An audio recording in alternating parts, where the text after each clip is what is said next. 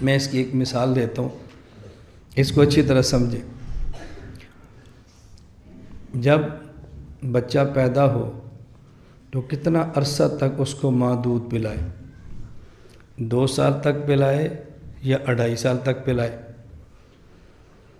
تو لوگ جنہوں نے امام اعظم ابو حنیفہ کا مذہب سمجھا نہیں ہے یا صحیح پڑھا نہیں ہے، تو وہ کہتے ہیں جو قرآن کریم سے ثابت ہے کہ مدت رضاعت، بچے کو دودھ پلانے کی مدت، قرآن کہتا ہے 2 سال ہے اور امام ابو حنیفہ فرماتے ہیں 2.5 سال ہے، تو فقہ ابی حنیفہ یہ منصوص قرآن کے خلاف ہے، اور جب دلیل پیش کریں گے تو ہمارے حضرات کو بھی شک پڑ جاتا ہے کہ قرآن کریم میں ہے،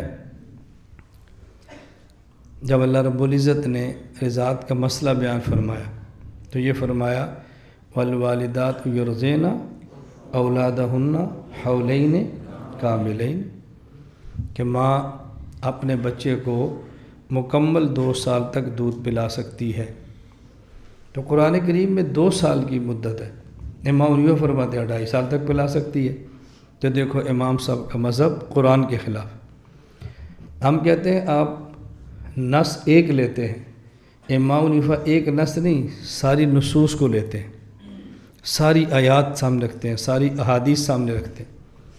امام اعظم ابو حنیفہ رحمۃ اللہ فرماتے ہیں قرآن کریم میں ہے وَوَصَّيْنَا الْإِنسَانَ بِوَالِدَيْهِ، اللہ رب العزت نے انسان کو حکم دیا کہ اپنی ماں اور اپنے والد کے ساتھ حسن سلوک کرے، اور پھر اللہ نے ماں کی مشقت کو بیان کیا کہ ماں مشقت کتنی اٹھاتی ہے۔ ماں اپنی اولاد کے لیے بنیادی طور پر 3 تکلیفیں اٹھاتی ہیں۔ نمبر 1، حملت امہ کرہا، یہ ماں اپنے پیٹ میں بچے کو رکھتی ہے اور تکلیف اٹھاتی ہے۔ ووضعتہ کرہا، پھر ماں بچے کو جنتی ہے تو تکلیف اٹھاتی ہے۔ آگے ہے وحملہ وفصالہ 30 شہرا، اس ماں کا حملہ، اس بچے کو اٹھانا، وفصالہ، دودھ پلانا اور دودھ چھڑانا، 30 شہرا، 30 ماہ تک چلتا ہے، اور 30 ماہ 2.5 سال بنتے ہیں۔ 12 ماہ کا 1 سال، پھر 12 ماہ کا 1 سال، اور پھر 6 ماہ، تو کتنے بنے؟ اچھی طرح سمجھنا، 2.5 ماہ۔ اب یہ حملہ کا معنی کیا ہے؟ امام ابو حنیفہ فرماتے ہیں اگر بچہ پیٹ کے اندر ہو اسے بھی حمل کہتے ہیں، جیسے ہے حملت امہ، اسے بھی حمل کہتے ہیں۔ اور اگر کوئی بچہ پیٹ کے اندر نہ ہو بلکہ کسی چیز کو گود میں اٹھایا جائے یا کندھوں پر اٹھایا جائے تو اسے بھی حمل کہتے ہیں۔ مثل الذین حملوا التوراۃ ثم لم يحملوها كمثل الحمار يحمل، تو یہ جو مثال دی ہے کہ گدھا کتابیں اٹھائے، تو گدھے کے پیٹ کے اندر کتابیں ہوتی ہیں یا کمر پر ہوتی ہیں؟ تو معلوم ہے جس طرح ماں کی پیٹ میں بچہ ہو اسے بھی حمل کہتے ہیں، اور اگر پیٹ کے اندر نہ ہو، کمر یا گود پر کوئی چیز اٹھائے تو اسے بھی حمل کہتے ہیں۔ اب قرآن کی آیت سمجھیں، قرآن کریم میں ہے حملت امہ کرہا، ماں اپنے پیٹ میں بچہ رکھتی ہے اور مشقت اٹھاتی ہے۔ ووضعتہ کرہا، پھر جنتی ہے اور مشقت اٹھاتی ہے۔ وحملہ، اب اس کا ایک معنی یہ ہے کہ ماں کا اس بچے کو پیٹ میں رکھنا، وفصالہ، اور پھر جننے کے بعد دودھ پلانا اور چھڑانا، اس کی مدت ہے 30 ماہ۔ اس کی مدت کیا ہے؟ تو اس میں 2 مدتیں بیان کی ہیں، ایک دودھ پلانے کی اور ایک پیٹ میں رکھنے کی۔ تو امام صاحب فرماتے ہیں کہ پیٹ میں رکھنے کی کم از کم مدت ہے 6 ماہ۔ کتنی ہے؟ 6 ماہ۔ اور دودھ پلانے کی زیادہ سے زیادہ مدت ہے 2 سال، تو کتنی ہو گئی؟ 2.5 سال۔ اب اگر حمل کا معنی ہو بچے کو ماں کے پیٹ میں رکھنا، تو اسے ثابت ہوگا کہ دودھ پلانے کی مدت 2 سال ہے۔ اور دوسرا حمل کا معنی ہے کہ ماں کا بچے کو گود میں اٹھانا اور دودھ پلانا، اس کی مدت ہے 2.5 سال۔ اب حمل کا معنی یہ لیں کہ بچہ گود میں ہے، اب دودھ پلانے کی مدت 2.5 سال۔ حمل کا معنی یہ لیں کہ بچہ پیٹ کے اندر ہے، اب دودھ پلانے کی مدت، اب معنی کون سا لیں؟ معنی تو دونوں نکل لیں، یہ بھی ہے یہ بھی ہے۔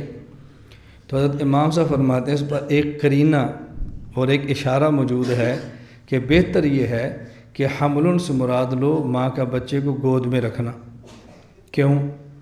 اس لیے کہ اس موقع پر ماں کی مشقتیں بتائی جا رہی ہیں، پیٹ کے اندر رکھنے والی مشقت پہلے بتائی جا چکی ہے، حملتہ امہ کرہا، پھر دوسری مشقت بچے کو جننا، ووضعت امہ کرہا، اب تیسری مشقت کون سی ہوگی؟ گود میں رکھنا۔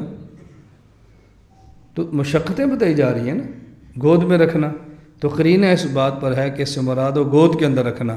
تو جب گود میں رکھیں تو مدت ارضاعت کتنی ہو جائے گی؟ تو قرآن سے ثابت ہو رہا ہے 2.5 سال ہے۔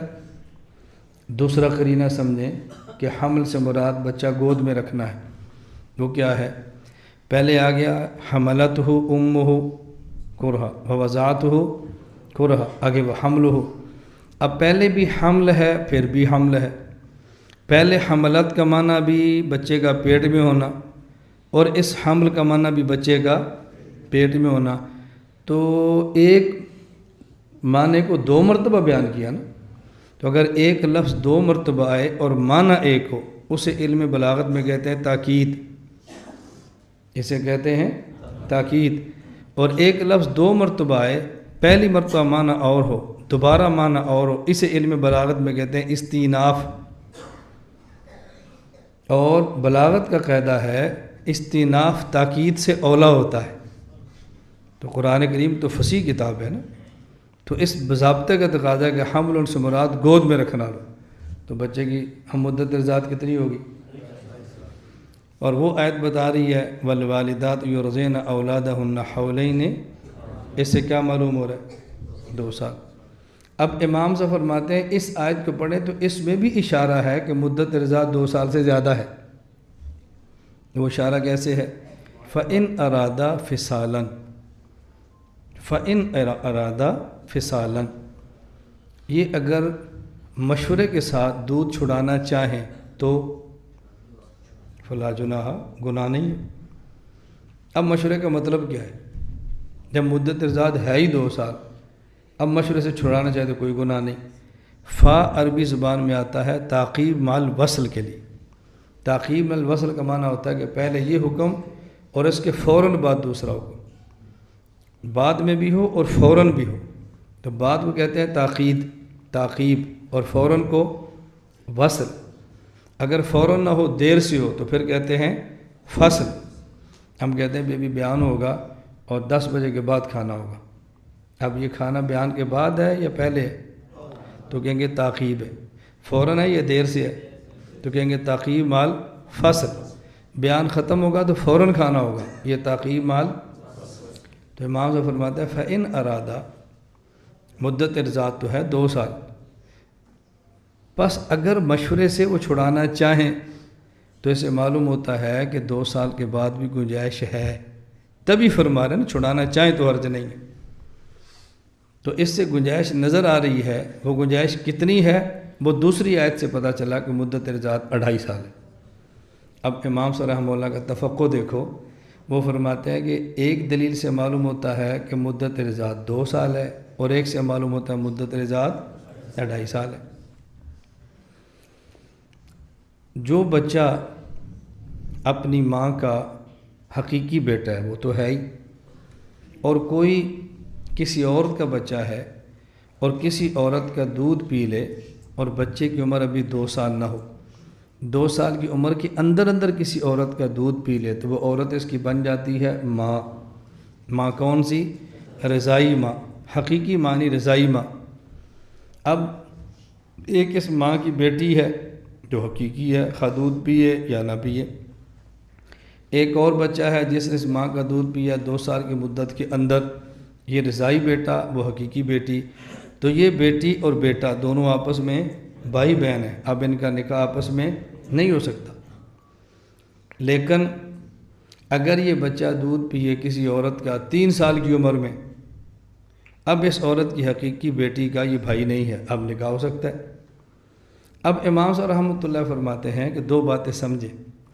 ایک دلیل سے معلوم ہوتا ہے کہ مدت رضاعت ہے 2.5 سال، اور ایک سے معلوم ہوتا ہے مدت رضاعت ہے 2 سال. لہٰذا اگر کوئی بندہ آپ سے پوچھے کہ بچہ کتنی عمر تک کسی عورت کا دودھ پی سکتا ہے، تو آپ نے جواب دینا ہے 2 سال. مدت رضاعت کتنی ہے؟ اور اگر کوئی یہ مسئلہ پوچھے کہ کتنی عمر تک کوئی بچہ کسی ماں کا دودھ پیے تو اسی ماں کی حقیقی بیٹی کے ساتھ اس کا نکاح نہیں ہوتا، تو پھر جواب دینا ہے 2.5 سال. پھر کیا جواب دینا ہے؟ 2.5 سال. مدت رضاعت تو 2 سال ہے، مدت رضاعت 2 سال ہے، لیکن جس سے حرمت ثابت ہوتی ہے بالرضاعت، مدت حرمت بالرضاعت یہ کہنی ہے 2.5 سال، اور مدت رضاعت کہنی ہے 2 سال. تو امام صاحب نے دونوں مسئلے جمع کر لیے. کیوں؟